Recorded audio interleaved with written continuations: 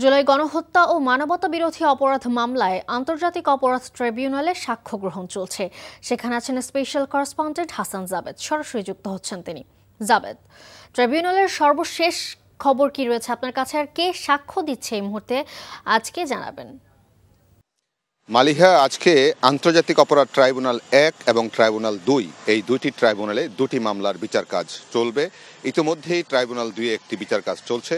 অপরদিকে ট্রাইব্যুনাল 1-এ শেখ হাসিনা সহ 3 জনের বিরুদ্ধে যে সাক্ষ্য গ্রহণ, সেই সাক্ষ্য গ্রহণ এখনও শুরু হয়নি, কিছুক্ষণের মধ্যেই হয়তো শুরু হবে। এবং আজকে শেখ হাসিনার মামলায় এই মামলার যে তদন্ত কর্মকর্তা আলমগীর হোসেন, তিনি 54তম সাক্ষী হিসেবে সাক্ষ্য দিবেন এবং সাক্ষ্য দেওয়ার পর তাকে জেরা করবেন আসামি পক্ষের রাষ্ট্রনিযুক্ত আইনজীবী।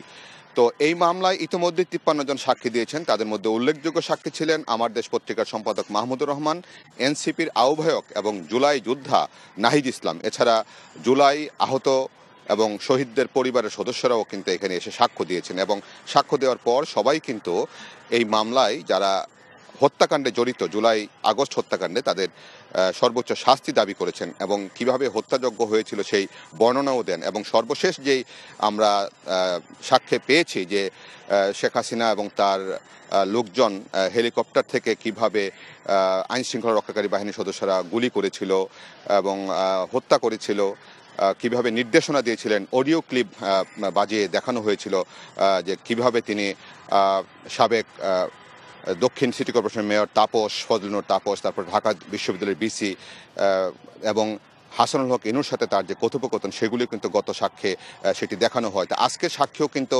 54তম সাক্ষী তদন্ত কর্মকর্তা কিছু ভিডিও ক্লিপ, অডিও ক্লিপ সেখানে ট্রাইব্যুনালে উপস্থাপন করবেন। এবং আজকের এই মামলার কার্যক্রম কিন্তু বাংলাদেশ টেলিভিশনের মাধ্যমে সরাসরি সম্প্রচার হওয়ার কথা রয়েছে। আর ট্রাইব্যুনাল 2-এ আশুলিয়া হত্যা মামলায় যে 6 জনকে হত্যার পর পুড়িয়ে দেওয়া হয়েছিল গত বছরের 5ই আগস্ট, সেই মামলায় আজকে 8ম সাক্ষীকে জেরা করছেন আসামি পক্ষের আইনজীবীরা। তো এই হচ্ছে আজকের ট্রাইব্যুনালের মামলার সর্বশেষ।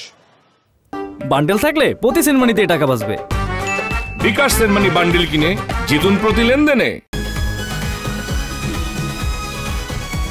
ওটা তো ওরা আসলেই জানতে পারবে, তাই না? শোনো, টাকা তো চাইছে, 10,000 টাকার শর্ট আছে, বুঝছো?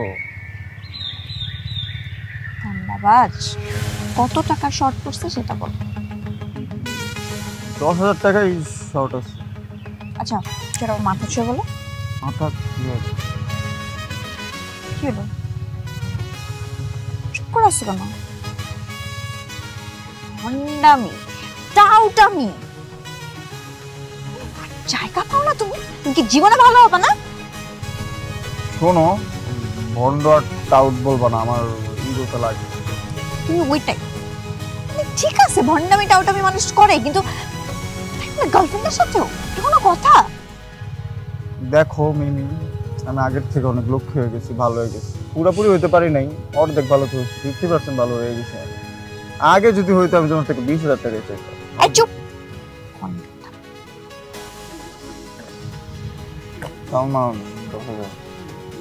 ঠিকভাবে বলো, কত টাকা শর্ট পড়ছে? 5,000 টাকা লাগবে।